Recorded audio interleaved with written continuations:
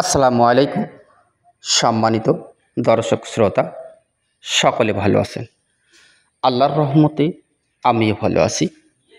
তো যে সকল ভাইরা আরসিসি প্ল্যানের উপরে একটি একতলা বাড়ি নির্মাণ করতে চাচ্ছেন, তো সে সকল ভাইদের জন্য আজকের এই ভিডিওটি বহুত হেল্পফুল একটা ভিডিও হতে চলেছে।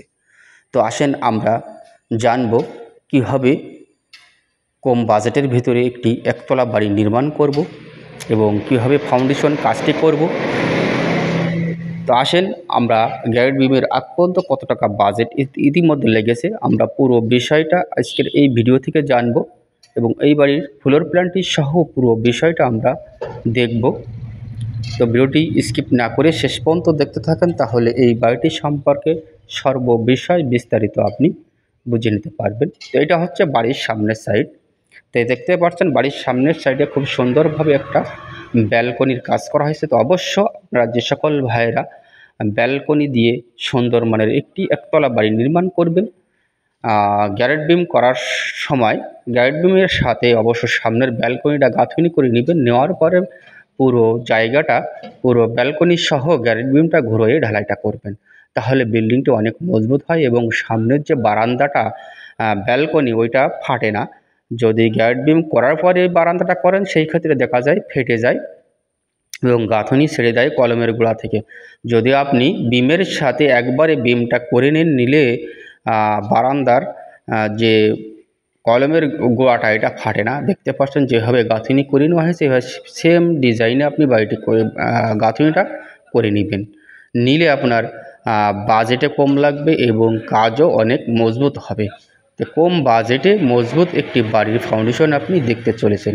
তো বাড়িটির দৈর্ঘ্যের দিকে জায়গার প্রয়োজন লেগেছে 30 ফিট, প্রস্থর দিকে জায়গার প্রয়োজন লেগেছে 28 ফিট। যদি আমরা স্কোয়ার ফিটে হিসাব করি তাহলে আসে 840 স্কোয়ার ফিট। এটা হচ্ছে ব্যালকনি ছাড়া। আর ব্যালকনি যখন দিবেন তখন ব্যালকনির সাথে অল্প একটু বেড়ে যাবে। এটা হচ্ছে ব্যালকনি ছাড়া। যদি আমরা স্কোয়ার ফিটে হিসাব করি তাহলে আসে 840 স্কোয়ার ফিট। যদি আমরা শতকে হিসাব করি তাহলে আসে 192 পয়েন্ট। ইতিমধ্যে বাড়িটির 2 তলা ফাউন্ডেশন কাজটি করা হয়েছে। 2 তলা ফাউন্ডেশন আমরা সম্পূর্ণ রড ইউজ করেছি। 16 মিলি রড বেসে দিয়েছি 16 এবং 12 ভাজাইয়ে 4 ফিট বাই 4 ফিট বেস করেছি আমরা 8টা কলমে এবং 5টা কলম দেওয়া হয়েছে 5 ফিট বাই 5 ফিট এবং কলমে রড ইউজ করা হয়েছে 16 মিলি 6 পিস করে 5টা কলমে এবং আর বাদ বাকি কলমে 4টা করে 16 মিলি রড ইউজ করা হয়েছে। এবার আমরা গ্যারেট বিমের কাজ করার জন্য প্রসেসিং করা হচ্ছে। তো অবশ্যই এই বাড়িটির শেষ দিকে ফ্লোর প্ল্যানটি দেওয়া আছে, আপনি অবশ্য দেখে বুঝে নিতে পারবেন যে কীভাবে এই বাড়ির ফ্লোর প্ল্যানটি সাজানো হয়েছে। বাড়িটার 3 বেডরুমের একটি ফ্লোর প্ল্যান সাজানো হয়েছে। 3টা বেডরুম, 2টো টয়লেট, একটি কিচেন এবং ড্রয়িং কাম ডাইনিং এবং সিঁড়ি। এটা হচ্ছে আমরা যে দেখতে পাচ্ছি এটা হচ্ছে আপনি অবশ্য এখন থেকে বুঝতে পারবেন না, তার কারণ এটা হচ্ছে সিঁড়ির রুম হবে, ওটা হচ্ছে পিছনের সাইডের বেডরুম হবে। বলে ড্রয়িং দেখলে অবশ্য আপনি বুঝে নিতে পারবেন যে কীভাবে প্ল্যানটি সাজানো হয়েছে। তো এখন চারি সাইডে যে গাঁথনিটা করা হয়েছে গাঁথনি করে নিয়ে মাটি ভরাট করা হয়েছে। এবার আমরা গ্যারেট বিমের কাজগুলো সম্পন্ন করব। সাইডে যে গাঁথনিগুলো করেছি 5 ইঞ্চির গাঁথনি করেছি চারি সাইডে। এই জায়গায় আপনার 10 ইঞ্চি গাঁথনির কোনো প্রয়োজন নাই, তার কারণ 10 ইঞ্চির একটা সোয়ালিং দিয়ে চারি সাইডে 5 ইঞ্চি গাঁথনি করেছি। অটো ভাটার ইট দিয়ে খুবই চমৎকারভাবে কাজের কোয়ালিটিটা হয়েছে। আমরা আসেনি, আমরা ফ্লোর প্ল্যানে চলে এসেছি। তো দেখতে পাচ্ছেন এটা হচ্ছে মেন গেট হবে, এটা হচ্ছে সামনের সাইডের বেডরুম, এটা হচ্ছে সামনের সাইডে আরেকটা বেডরুম। মোট 3টা বেডরুমের আজকের এই ফ্লোর প্ল্যানটি সাজানো হয়েছে। এটা হচ্ছে 2টো টয়লেট এবং কিচেন একই জায়গায় দেওয়া হয়েছে এবং সিঁড়ি দেওয়া হয়েছে পিছনে। তো 28 ফিট এবং 30 ফিট, 30 28 দিয়ে আমরা যদি হিসাব করি তাহলে আসে 840 স্কোয়ার ফিট।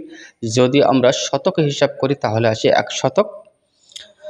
192 পয়েন্ট। খুবই অল্প জায়গার ভিতরে অল্প বাজেটের ভিতরে আজকের এই ফ্লোর প্ল্যানটি সাজানো হয়েছে। বাড়িটাতে 11টা কলম ইউজ করা হয়েছে। হয়তো প্ল্যানে আপনি দেখতে পাচ্ছেন 12টা কলম, কিন্তু আমরা এই জায়গায় একটা কলম বাড়াই দিয়েছি শুধুমাত্র এই সিঁড়ির এই জায়গাটার কারণে একটা কলম আমরা বাড়াই দিয়েছি। সেই ক্ষেত্রে বিল্ডিংটাতে 13টা কলম ইউজ করা হয়েছে।